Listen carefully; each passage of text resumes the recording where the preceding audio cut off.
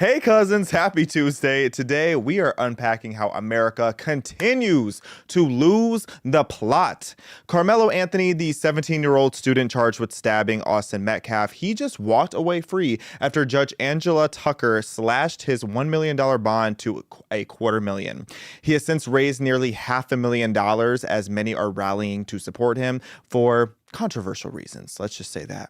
We'll also be discussing those updates, as well as how Katy Perry and the all-female crew just blew through $7 million on a ghetto trip to space.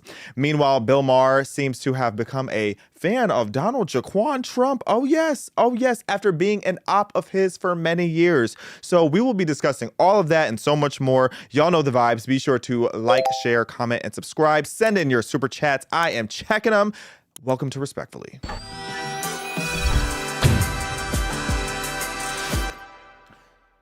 Oh, let's knock the Karmelo story out of the way first, because I am so drained physically, spiritually, not financially, far from that. Actually, you know what? I am drained financially because it's tax day. So in every capacity, I am drained when it comes to this situation with Karmelo Anthony and Austin Metcalf. So again, if you are not caught up to speed, plenty of videos recently talking about it. What had happened was a 17-year-old black student at a track meet in Frisco, Texas, stabbed a kid, also 17, named Austin Metcalf, a white kid, at the track meet, all over a seat under a tent. And the reason that the race is relevant is because, of course, everybody made it about race, when I really don't think the situation had to do with race. It had to do with the violence problem. It had to do with an anger problem. It had to do with just a very drastic lapse of judgment. A series of lapse of judgment, dare I say. And now it's created this huge firestorm that's giving BLM, but a whole different premise this time around. So go ahead and watch the prior episodes to catch up on that. But here are the updates on that situation. So Karmelo is now walking free, essentially, for some time. So his bail was reduced, as I said, from $1 million down to $250,000 just the other day. Ever since April 2nd, he's been in Collin County Jail over in Texas. Now, yesterday, Judge Angela Tucker, when she reduced the bond, it was citing that he had no prior criminal history and because he had such deep community ties, and that was the reason why she decided to reduce his bail. And there are some extra conditions being put on his release, such as he has to remain on house arrest, he has to wear this ankle monitor, he is not allowed to use social media, he cannot have any contact with the Metcalf family, and he has to do weekly check-ins with the court, and has to have parental supervision for any approved outings. Now, where do I even begin with all of this? So first of all, I think we need to talk a little bit about Judge Tucker, because she is a black woman. So with her being a black woman, a lot of people are now making this assumption that she's this DEI judge, and I'm seeing tweets calling her woke, and I'm seeing all these different narratives being just spun around this whole situation. But now they're attacking Judge Tucker. First of all, Judge Tucker is not woke. Do your research before you go and you slander people online. This is an elected Republican appointed by Governor Greg Abbott. She ran for re-election and just won back in 2024 as a Republican. She probably has a lot of values as the same people who are trying to call her a DEI judge. So again, and the reason why I try to give as much context to this whole situation as I do is because I understand why people are mad. I understand why people are mad at every single direction and angle that this conversation can be had, but I want us to be mad accurately. My biggest thing is we can disagree on perspective, but at the same time, let's try not to disagree about objective facts and objective truths. So as far as calling Angela woke, that really is not sitting well. And that's a narrative that needs to go away quickly if you want your argument to have any sort of credibility. Now, that being said, with the bond being reduced, Anthony was able to post bond quite easily, and he was released from jail just yesterday. I believe we have a clip of him leaving out of jail and him being hounded. We're up.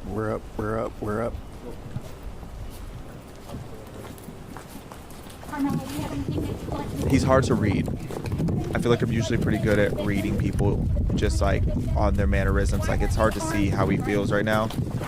Karmelo, why were you armed at school? I can't tell if there's remorse. I can't tell if there's regret. I can't tell if there's Explain your anger, fear, self-defense. How is this self-defense? maybe a bit of everything. Karmelo, you can say. Just very stoic, which honestly I'm not surprised. At the same time, I can't imagine what mentally goes through someone's head after you just murdered someone and potentially might spend the rest of your life in prison. So all that to say, now here's one of the other big controversies. So people are mad, first of all, that the bill got reduced. You know, I understand why, but typically speaking, from my knowledge, and correct me if I'm wrong, but if the criminal or the potential criminal that is awaiting trial, it's not uncommon for their bail to be reduced in a circumstance where they're not necessarily a threat to society. I really don't think it's a fair judgment call to say that Karmelo Anthony, if he with him now being back on the loose and on house arrest, that he's going to be a threat to anyone. And he is, you know, constitutionally obligated to a fair and speedy trial by jury. So until we have all the facts there, I can understand why the bail was reduced. I can also understand why people are mad. But again, making that a racial thing, it's like let's don't do that. It's like, I can't stand this situation being unnecessarily made about race. It's like, pick a struggle. It's like 1 second, it's like the narrative online is white people are privileged, so they get their bail reduced and all these things. And then the next moment it's, oh, if it was a white person, he would be still stuck in jail. It's like, I don't know what kind of criminal justice classes y'all are taking, but like, let's just be so for real and stop analyzing everything through the channel of race and just start looking at things from the objective truth. And I really get annoyed when people on the right do it. And I was fighting for my life on Twitter, or X, about this today, because people are always like, if the roles were reversed, or if it was a black person that got killed by a white person, all these different things. Yeah, I get it. I get the argument, but let's not continuously play by the left's rules. There's a reason why the left lost. There's a reason why the left no longer has a stronghold on culture or influence or even really any credibility at this point. And it's because they unnecessarily play these racial games. They don't care about context in a situation. They're too emotional whenever they try to have these serious conversations. And I don't want the right to turn into that. Otherwise, we're going to be just as doomed as the left is. The left is cooked right now. Why would we use their playbook for how we respond to this situation? So the other big part of why this is all controversial is because, as we have discussed, almost $500,000 at the time of recording this, has been raised for Karmelo's family. And it is now public information that they are relocating due to safety concerns. They're citing that there are threats being received after the incident. And I keep saying GoFundMe, so I apologize because people keep getting mad because I'm saying GoFundMe instead of Give, Send, Go. It's like, it's the same energy, okay? Same energy. But Give, Send, Go is where all this money is coming from. And again, it was made for not just for relocating, but it was made for relocating, hiring security, moving potentially to a gated community, for an extended legal defense, seeking professionals, all of that. And when I last checked, I believe it's at $435,000. Do we have an update on that? I ain't got my eyes on. Yeah, it looks like $435,000 has been raised so far for Karmelo Anthony, which is crazy. Because I understand the argument that people are making in defense of him, but at the same time, I just could not see myself being so confident in a stance of self-defense when you have a kid who just stabbed someone in the heart at a track meet. This is why I say America has lost the plot. This has become such a racially, politically charged situation that people are forgetting, yes, there is a high potential that Austin Metcalf was the one who really escalated the situation, but not to a point where you stab him in the heart. It's like I said before, lose a fist fight, walk away, get a supervisor. There are so many things that Karmelo could have done rather than stab this kid in the heart. So for people to be so emboldened as to donate, I'm really, really grossed out by society. And that's the only way I can put it. It's like, I am disgusted. Like, it actually makes my skin crawl and makes me uncomfortable. It makes me really uncomfortable. So all that to say, Andrew is Karmelo's father, and he has since testified that his family is continuously getting pressure and that Karmelo's younger siblings are being attacked. And you know what? That is not right, you guys. If you are, my cousins don't do this kind of ghetto hood rattery, but if you are one of the ghetto hood rats that are threatening the entire Anthony family because of what happened, you need to stop. calm down. Okay, there are many of you out there who have criminals in your family and people who have done some really foul, disgusting things that have done those things in your family that has nothing to do with you. Okay, Karmelo's younger siblings, there's no reason that they should be getting threatened. And I 100% believe that they do, because some people were trying to even push back and be like, there's no way that's happening. I believe it's happening because, again, I have condemned Karmelo since the beginning. But because I have online and on this platform have tried to just explain the full context, I'm even getting threats. And I have nothing to do with this situation. I don't even know these black folk. Okay? So calm down. If you're going to be mad at anybody, be mad at Karmelo. Don't be mad at his father. Don't be mad at, or maybe you're mad at the circumstance of what you assume he was raised in, which we're going to get into that in a minute. But don't be mad at his little siblings. Okay? Those are children who did not ask for any of this. But you know what I'm saying about the father, there's a few things that we have been assuming that I even take accountability. I assumed, and I was wrong. Okay. I thought that Karmelo, I just assumed anybody that does something that evil and vile as stabbing someone in the heart, I thought he must have grown up maybe a fatherless household, maybe as a thug, maybe as, long record. And that's not the case, which makes it even more shocking. And a lot of people are talking about how this money is being used, how a good chunk of this money is being used from Give, Send, Go to relocate into a new home. But I think people are also getting confused. The house that a lot of people are posting, which we are not going to show here, the house that people are posting saying that they're relocating and buying this beautiful home, that's the home they already live in. Okay, the current appraisal is an $863,000 home is where Karmelo is currently living. So his family is well off. His father is very much in the picture. And from what I've read online, his father is involved in the community. He comes from from the outside looking in, a very healthy, nice, good family. So this makes me just have a number of questions again of why was Karmelo so angry? Why was Karmelo so prone to stab someone? Was he not raised with consequences? Is this an example of a spoiled rich kid that just never had any discipline put on him? I don't know. I have a lot of questions. Here's him with his father, and people are posting this photo of him in the house from the inside and saying that this is the house they relocated. No, this is the house they already live in, because I went and I checked the Zillow to see the exterior, and this is the same staircase. So again, I'm baffled. I'm really baffled that Karmelo did this, because from, again, outside looking in, I would like to assume he was raised right. With the whole, I understand that, because I talk about it all the time. Fatherlessness is an epidemic in the black community, but there are a lot of fathers that really stand on business. There are a lot of black fathers that are very present, very strong, very good leaders. And, shout out to them. Shout out to black fathers. What happened here? I'm very, very curious to know. Does it change anything? Low-key, no.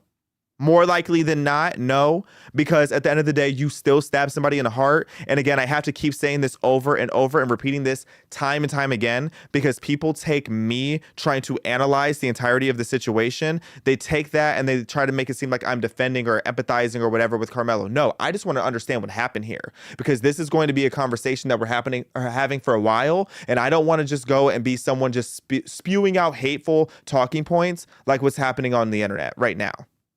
So what he did at the end of the day, it's vile, it's evil. My prediction, based on what we know so far, is I think he's going to walk away with voluntary manslaughter. Okay, I don't think he's going to walk away with murder if he actually has a strong self-defense case. And I say that not in the sense that it was justified, but in the sense of, y'all know how the court of law works. It can be some complete BS and you still get away with it if it sounds right in the court by the book. Like, I'm still not over the fact that O.J. Simpson walked away because the glove didn't fit. Please, all that blood in that man's car and he still walked away.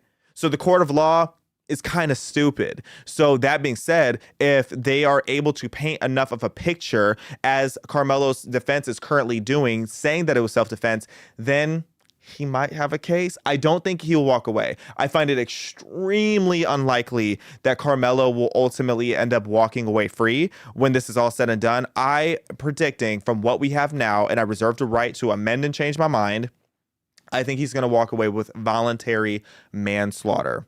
is what I'm thinking. And I do want to throw out there too, for what it's worth, prosecutors did question why the funds that $435,000 that was raised for that initial $1 million bond, why it wasn't used for that. And, you know, Andrew Anthony and his defense both said that access to the funds are delayed and he does not yet have that money. So all the money that you're seeing on Give, Send, Go, it's not there yet. Like, they don't have that yet. So anything you see him buying or paying for now, that's not from that money just yet. So this narrative of people being like, oh, he got this GoFundMe or he got this Give, Send, Go money and he ran and bought a house, that didn't happen.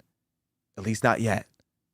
That's not what's happening here. And I understand why people have trauma because of a la BLM, buy large mansions, how they took all those donations and all that money and went and bought mansions, and people are like, oh, it's deja vu. That's the easy way to take this. Okay, if you guys want to have a reductive conversation that's low vibrational and doesn't actually analyze the facts, this ain't the section of the episode for you, because the rest of the episode isn't going to be as heavy as this, yeah, but let's be so for real. Let's not compare this to BLM, buy large mansions just yet.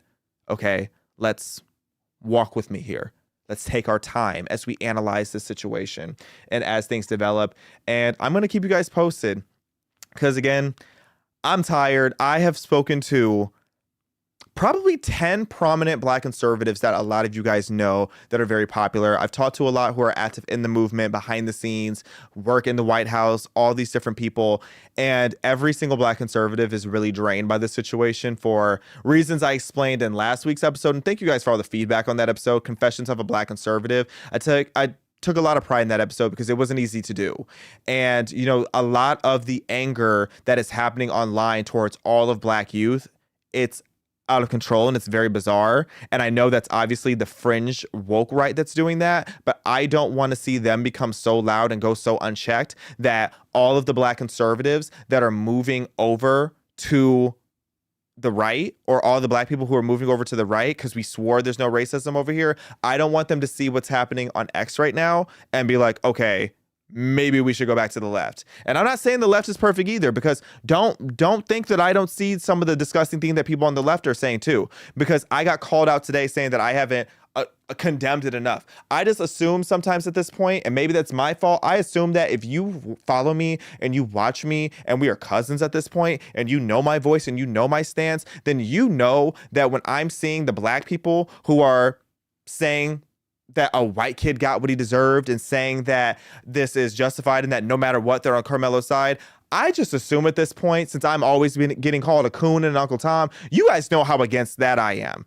I feel like some things should go unspoken since we know each other at this point. But some of you are new to me, so maybe I shouldn't assume that. Maybe I shouldn't assume, but for those of you who regularly watch me, you know my heart, you know my integrity, and you know me. We know each other.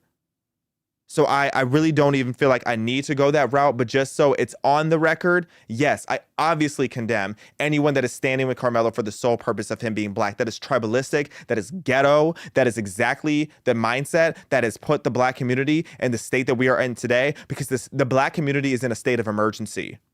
The Black community is in a state of emergency when it comes to culture, when it comes to crime, when it comes to stats, and when it comes to being delusional about our own problems. And we can't keep going around blaming white people for everything. Okay? So I got one side of the aisle trying to call me a coon and Uncle Tom and a sellout and anti-Black, and they got the other side calling me a Black supremacist because I simply stated the details of what's going on. You can't win. You can't pick a struggle. So you know what? I choose the truth. Moving along to our Goofy of the day.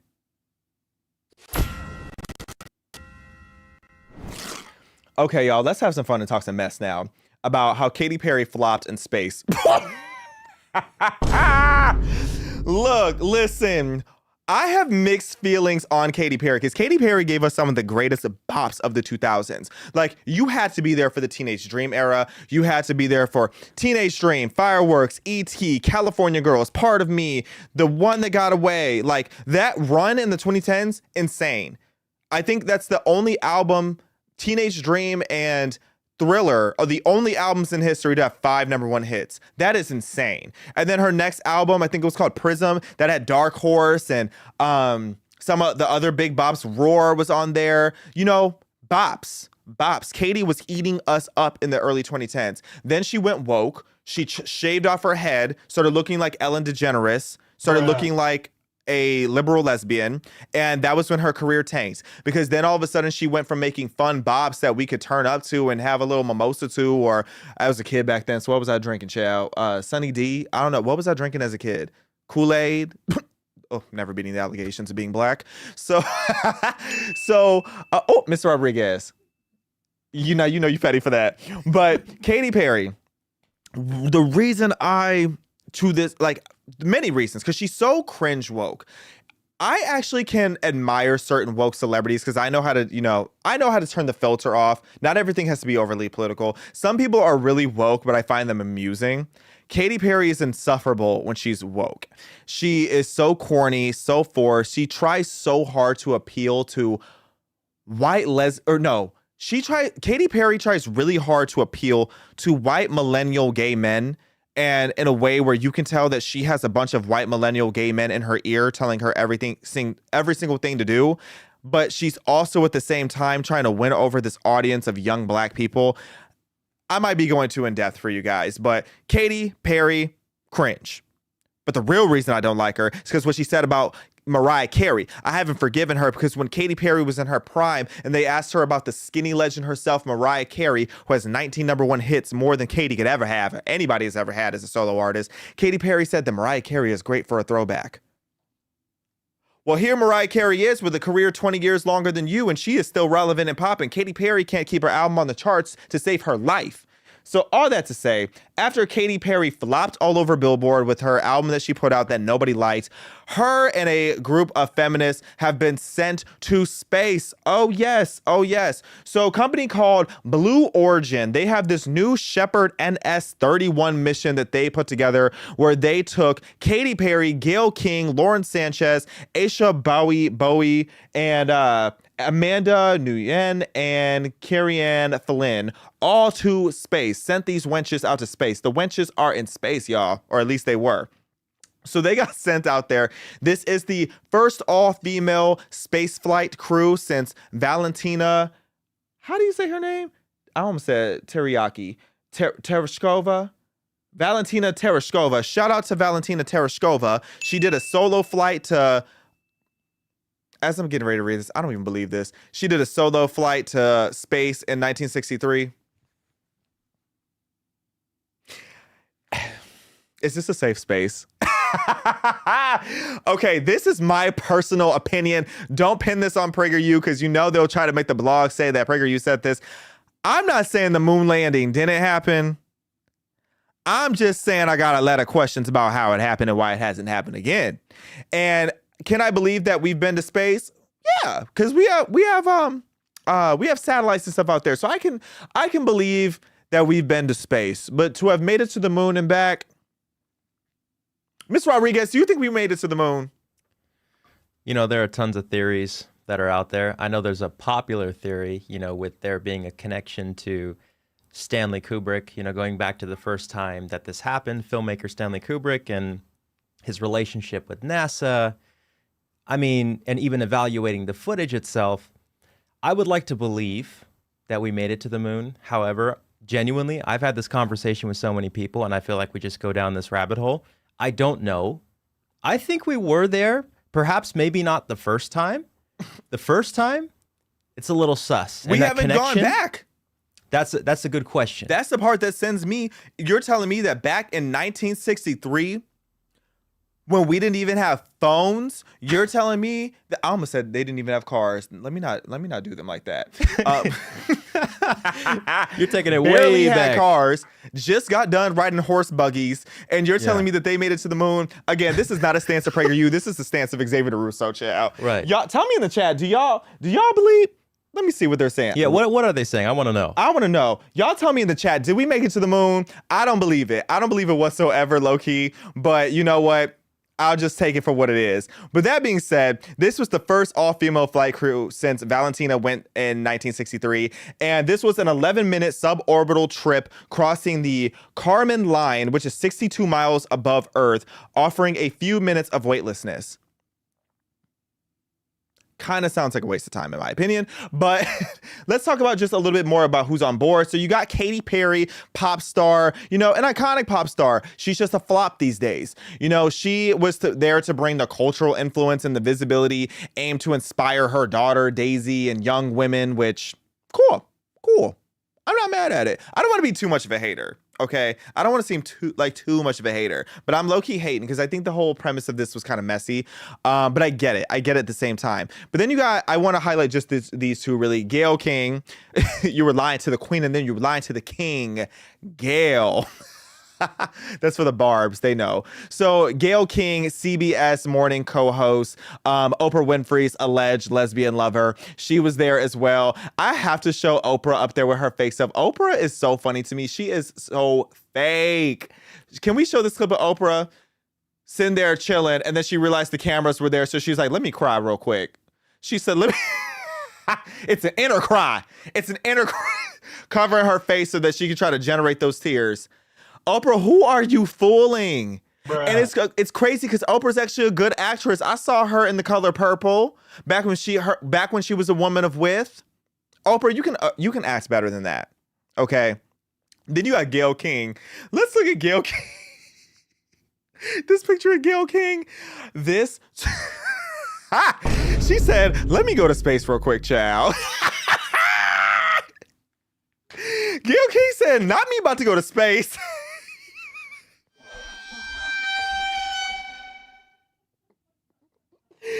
Gayle King said, "I know I'm not taking my black self up here."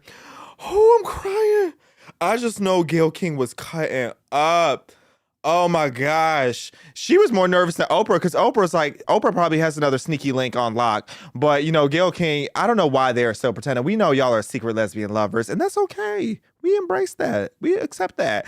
But, you know, all these wenches, they went out to space, and this was framed as this feminist statement to show that women belong in space. Women are already in spaces. Women will be all up in your business like NASA. They will be all up in your personal space like NASA. So at this point, I guess, what are we achieving? Saying that it's all women? Cool. I guess it's just one of those extra, you know, pick me first ever to do it. So good for you. Do we have a video of this launch? I want to see the launch. 5, 4. It's just so unserious to me. 2, 1, ignition. Shout out to fossil fuels. We love fossil fuels around here. Liftoff. New Shepard has cleared the tower.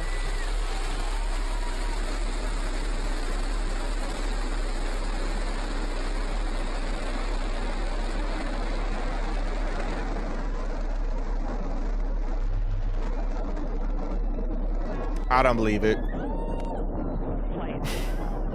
Okay, I can actually believe this part. I believe that this part is happening. You know, I can believe us going outside of the atmosphere. I don't believe that we're going to the moon. All that to say, so outside of making this big feminist PR woke statement, because like, are we really about to make space woke? Are we really about to make Mars and Venus and the moon gay and liberal? Like, I just hope they don't try to make everything in space woke when they start actually having more tourism out there. It's like, if there's anything that should not have to deal with woke feminist racial propaganda, can it be space? Okay, because the aliens, ET doesn't want to have to deal with our BS here. ET does not want to deal with DEI. Do you think that they care about diversity, equity, and inclusion? If aliens in space, because don't even argue with me about aliens existing, because y'all know good and well that there's aliens out there, and if you don't, I don't trust you. I don't trust your judgment, I should say, if you don't believe in aliens. But if aliens believed in DEI, we would be participating already, and we're not. They exclude us because they know we're ghetto here on Earth. Earth is really ghetto, and they don't want to deal with us. But still, we are exploring the world of space tourism now. So Blue Origin, they did all of this because they are trying to build out commercial suborbital flights, promoting space as accessible to non-astronauts, which, again, cool. I can understand why people would want to do this. I don't know if I would go to space. I don't really think I have business being up there that high. I fly a lot, and I don't even really like being on planes that often these days. When you see all these planes crashing out, we should learn how to, master not having planes crash on the highway every other day. And then I will start taking the conversation about space tourism more seriously. And then the other part of this was about Earth advocacy and this emphasis of appreciating Earth's beauty and fragility. And it was highlighted by Katy Perry singing "What a Wonderful World" while they were in space and coming back down. And she didn't want to sing any of her hits like Firework or Extraterrestrial because she didn't want it to be about her. She wanted it to be about Earth's beauty. And I just find this ironic because Katy Perry is one of those publicly insufferable woke people, which is funny because I've heard behind the scenes I've heard that she's low-key fiscally and has some conservative views to her, especially when she voted for, I believe it was Nathan Hawkman back in the day. She's at the very least pretending to be woke. I really think she's pretending to be woke, which is why she's so cringe about it, because she's trying so hard to align with what she thinks her audience wants from her, because her whole aesthetic is this campy, cringe, colorful, just chaos. And I just thought it was interesting that when she came back, she was kissing the ground. So that was a video that was circulating everywhere. It's like, so here you are kissing the ground. Do you know that is stolen land that you're kissing? Oh yes, Katy. Oh yes, you are. Look at her praising God. Are you praising God? Because Katy Perry used to be a Christian worship singer until she sold her soul to the devil, allegedly. And now she's sitting here kissing the ground on stolen land, kissing stolen land. Cancel her. Cancel Katy Perry for kissing stolen land. Okay? The Native Americans are supposed to be there. I thought America was racist. Now all of a sudden you love Earth and you love America and you love our world and you love our society that has made you rich and famous. Girl. Well, we know that she kissed the ground and she liked it. So, Mr. Rodriguez. Katy kissed the ground and she liked it. She just kissed dirt. You know what? Shout out to Katy Perry. Don't ever disrespect Mariah Carey again, and I won't have to drag you, Katy Perry, because this could have been a whole different tone if it wasn't for that clip that lives in my head rent free. Because I don't play about Mariah Carey. Now, the internet reaction to this was so funny because when we heard that they were going to space, we thought it was going to be so elaborate. And then Pop Base, shout out to Pop Base, one of my favorite Twitter accounts to see all things woke and messy, or X accounts, because y'all been clocking me on that lately. Pop Base tweeted this: do we have like the back-to-back? Because I remember I was sitting there watching in real time. No, do we have the zoomed out version of it? Because the zoomed out is what makes it funny. Yes. So thank you, Will. Shout out to Will. Y'all don't know Will yet. So I just thought it was so funny because I was sitting there because I was like, as much as I roast all these women, I really was concerned. I really wanted to make sure they got home safely because I'm traumatized from learning about the Challenger, even though I was born decades after the Challenger situation happens. Like, I literally still have flight recorders looking very carefully, or flight something looking very carefully at the situation. Obviously a major malfunction. I still have that quote like stuck in my head from when the Challenger exploded in like the 60s after learning about it. So I really did not want that to happen because I would have been sick if something bad or tragic would have happened. So I'm sitting there watching my phone. I see Pop Base says, okay, they're in space. And I'm like, okay, I'm going to set an alarm for an hour and then I'm going to be able to see what happened and that they made it back safely. By the time I refreshed, this was my feed. 7 minutes later, there's a new tweet letting us know that they made it back. So I'm like, okay, so y'all really just went to space for 11 minutes. 11 minutes. That to me just sounds like a waste of money and resources, but I get it. I'm a capitalist, but $7 million for that? Kind of crazy. But then Katy got dragged by Wendy's. Not Wendy Williams, because everybody was asking me if I saw everybody asked me if I saw a Wendy's tweet. I thought they meant Wendy Williams. They meant the restaurant, child. So I ain't got my eyes on. It says about how Katy Perry has made it back from space. Something like, can we send her back? How much of a flop does your career have to be for Wendy's, the fast food chain, to pause from flipping burgers to come whack you real quick on X? Can we send her back is crazy. Not y'all deporting her from Earth. What did Katy Perry do to get deported from Earth? I know her album was bad, but it wasn't that bad. But then I realized why Wendy's whacked her and why people were roasting her so bad. It's not just because her career is in the trenches and the Kaya Asylum. It's because people are still mad at her that she worked with Dr. Luke. Now, if you guys have forgot, oh wait, before I even get there, how we really know it's about that is because Kesha, the whole situation with Dr. Luke, Kesha posted this after Wendy's whacked her. This was petty. This was a masterclass in petty. I have to say that. Kesha went and got some Wendy's and did some free promo for Wendy's after Wendy's whacked Katy Perry for the one time. And it's all because of the whole situation where a lot of people are still mad at Katy Perry because she worked with Dr. Luke on her last album after Dr. Luke allegedly sexually assaulted and raped Kesha, and Kesha tried to tie Katy Perry into the lawsuit, and Katy Perry was like, none of that actually happened to me, none of it actually happened to you, and stood by Dr. Luke. And I actually do stand with Dr. Luke. That's another one of those situations where I was actually reading some of the court documents on it. Kesha, I don't believe her at all. I think Kesha was in a contract that she didn't want. It was in the height of the Me Too movement. She wanted to get her bag. She didn't like Dr. Luke personally, and she wanted to get away from him and from the contract. You know, these Hollywood contracts are very predatory, I will say that, but to go and say that this man violated you, I don't believe it. I don't believe for one second that Dr. Luke actually was guilty of the things that Kesha accused him of, so much so that even Katy Perry, as woke as she is, she didn't stand behind Kesha. And as woke again as I think Katy Perry is, I will say for the most part, later in her, like these days in her career, you could call her a girl's girl. So I don't believe it for a second. So Katy Perry, although you are the goofy of the day, because I think this whole situation was goofy, I will say I think that people are being unfair with some of their harsh criticism and hatred towards you. They shouldn't hate you because your album flopped. They shouldn't hate you because you worked with Dr. Luke. They should only slightly dislike you because you're really cringe and annoying and because you disrespected Mariah Carey. And that's all I have to say about that. Moving on along. So I want to talk about briefly Bill Maher. So Bill Maher, you guys know him. Actually, do you all know him? Do we know Bill Maher here, right? So I want to talk about Bill Maher. For my Gen Z audience, if you don't know who Bill Maher is, he is a liberal centrist comedian and the host of HBO's Real Time with Bill Maher. He is a media legend. I don't know why I'm playing in this man's face right now. I'm just being shady because he was coming after my president. And, you know, I don't play about Donald Jaquan Trump, but that's a personal thing. That's not on behalf of PragerU because we are a 501c3 nonprofit and we do not endorse political candidates or elections here at PragerU. But Xavier can say what I want. Just so it's clear, shout out to PragerU. Make a tax-deductible donation to PragerU today if you want to keep these videos free, okay?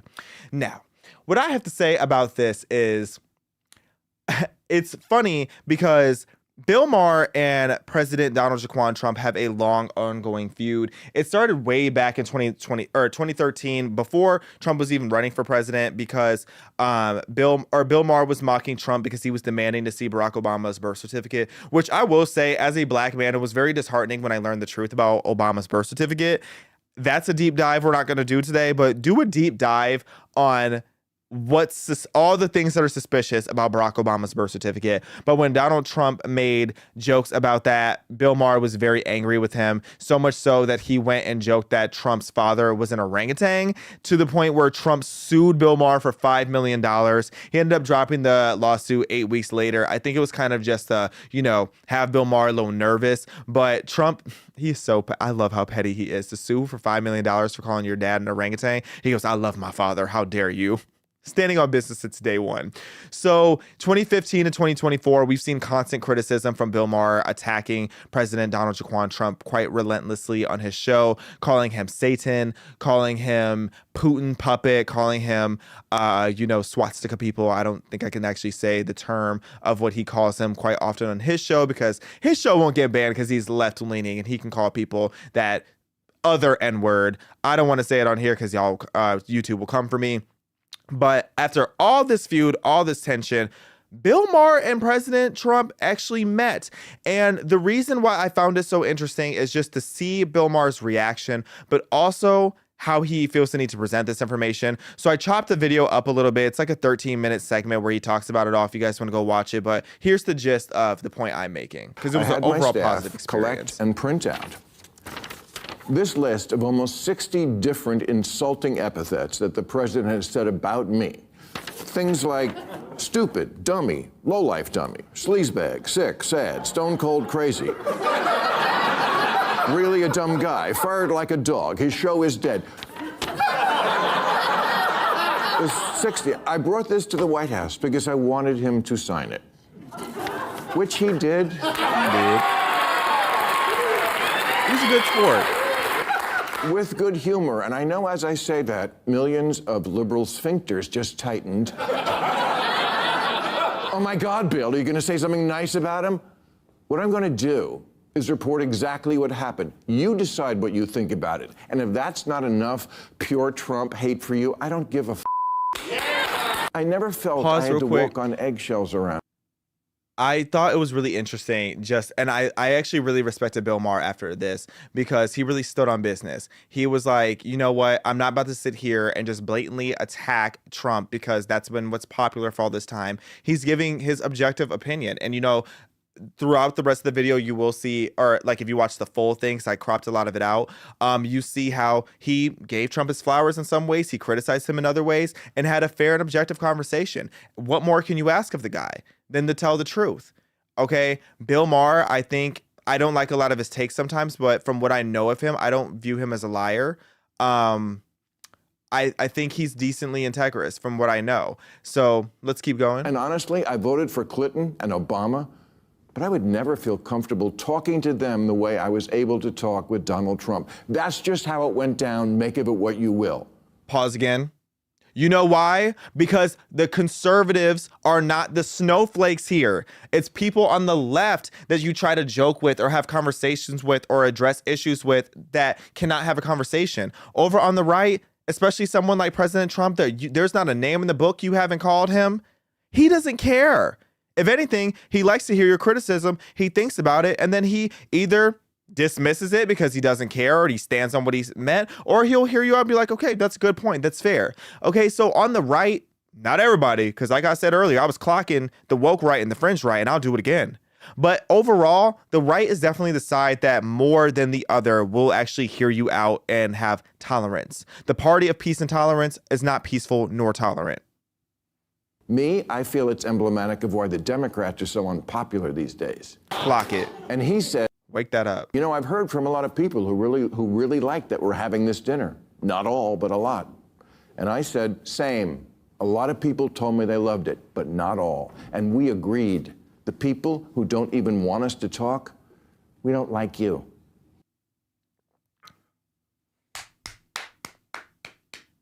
I love that. I love that. The people who do not want people on the left and people on the right to talk, you're the problem. Now, I get it.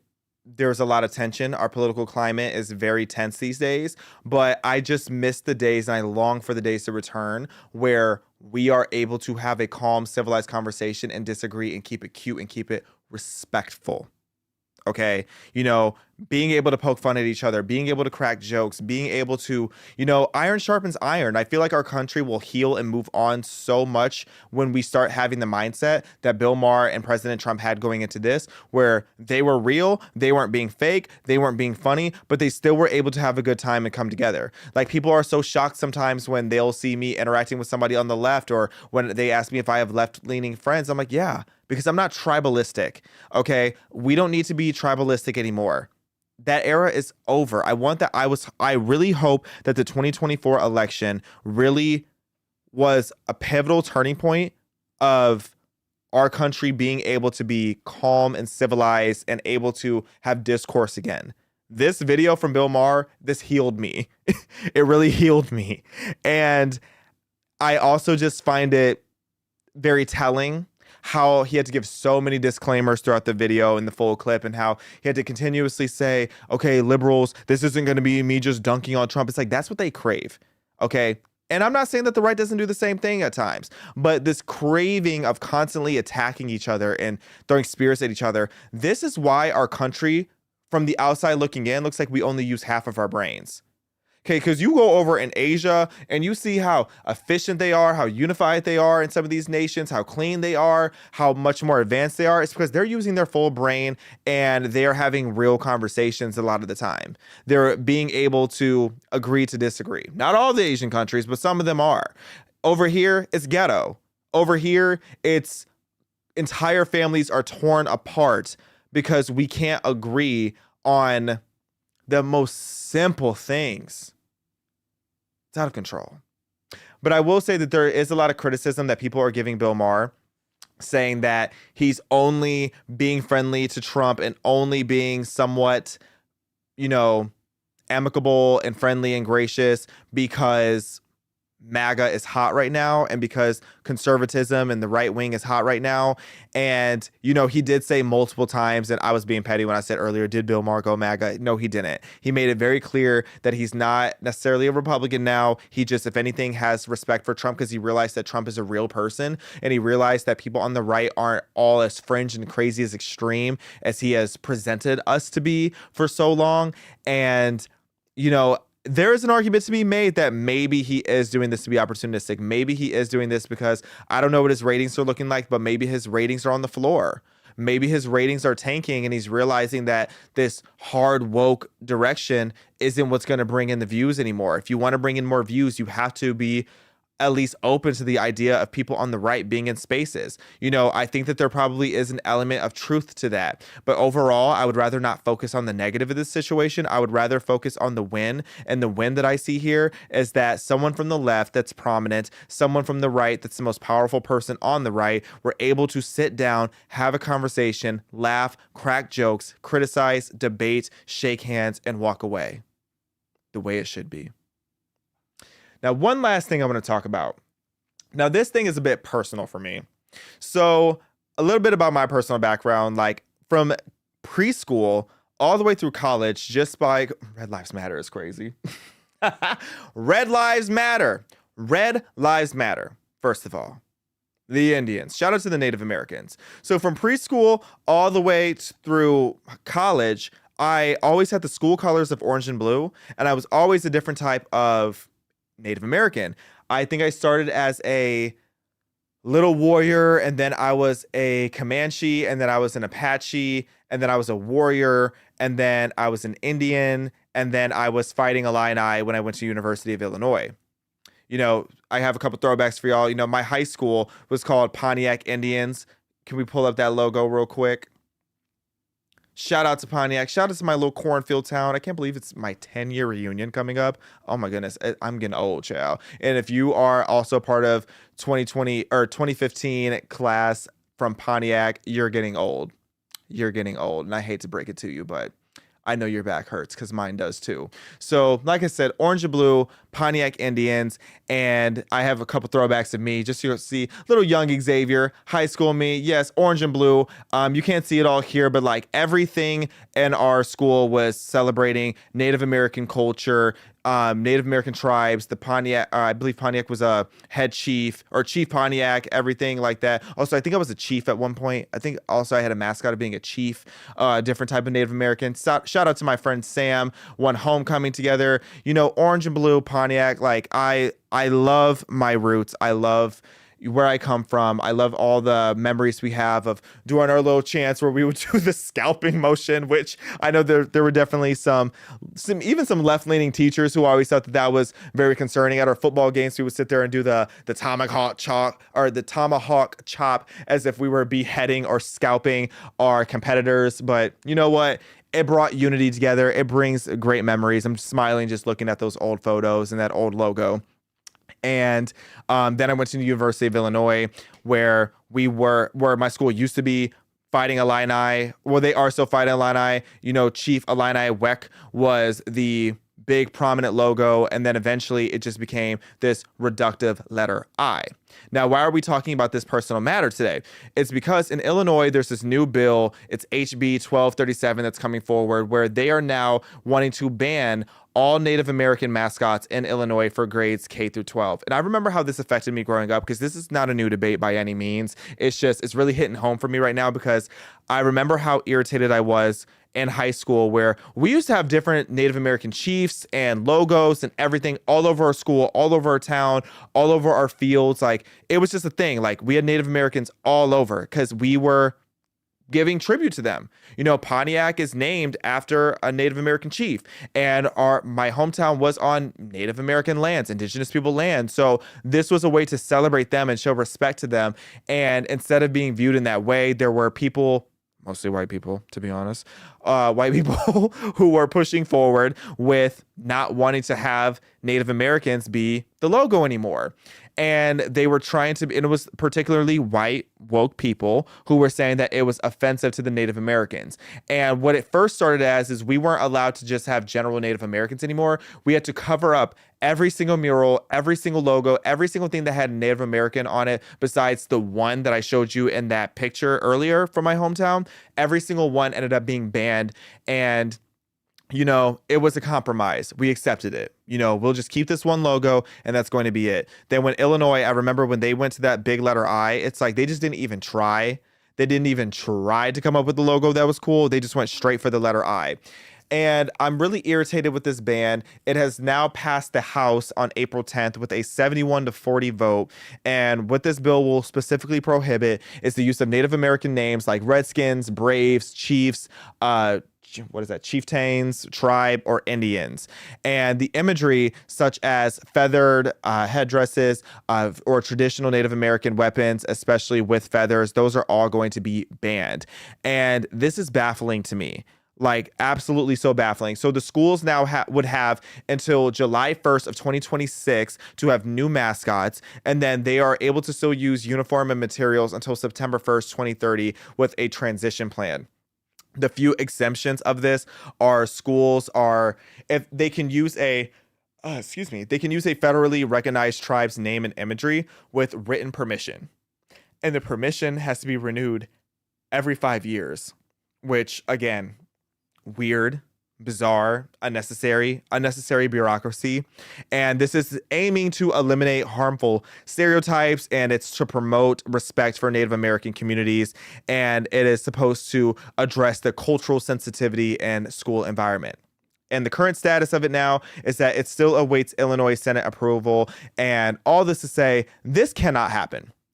Okay, there are very few things that bring kids joy these days. There are very few things that really tie people to their hometowns anymore. Me being someone that's living in this big, crazy world of Los Angeles, I have a lot of nostalgia from my hometown, as I know many of my peers and my old colleagues and alumni had.